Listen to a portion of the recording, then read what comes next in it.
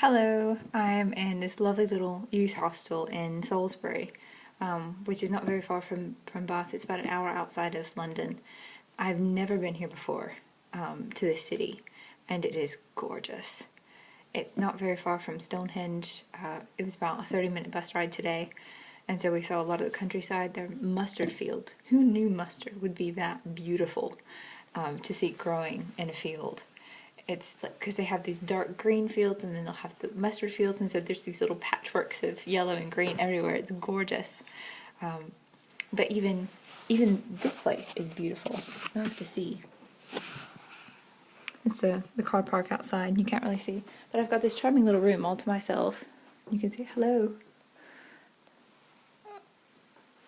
There's one advantage to coming as a faculty member. As a grown-up, I get a different space. It's fun. Today, my favorite part of today was probably this exhibition we saw at Old Sarum, which is the fort, well, and a fortified hill that the ruins of the castle are all that remain now. It was fantastic to look at, but there was a Viking history kind of reenactment there today. So we saw the reenactors dressed up, but then one of them came and had the kids do a mock battle and talk them through it. It was by far the funniest thing I have seen in a very long time. These kids with foam swords going at each other and figuring out that the foam blades are not very effective, and so they would turn around and hit each other with the handles. And then the marshal, as he was, told them that they had been, the Vikings and the English, as he named the sides, had been mistakenly pitted against each other by a traitor, and named himself as the traitor, and so the soldiers got to chase him around and beat him with the swords, and it was utterly hilarious. Another of the girls on the tour and I sat on the hillside outside the fortress and laughed and laughed. It was so great.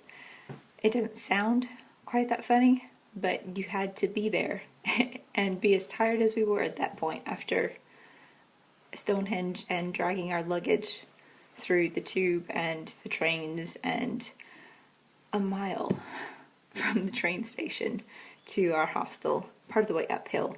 I swear this hostel has the longest driveway I've ever seen on a hostel or a hotel in England. Of course, I haven't been as many places as I'd like to go, but there's time for learning and adventure. There's also time for taxis. Time is valuable, and if you spend a little bit more to save some time, then it is worth it, I have learned.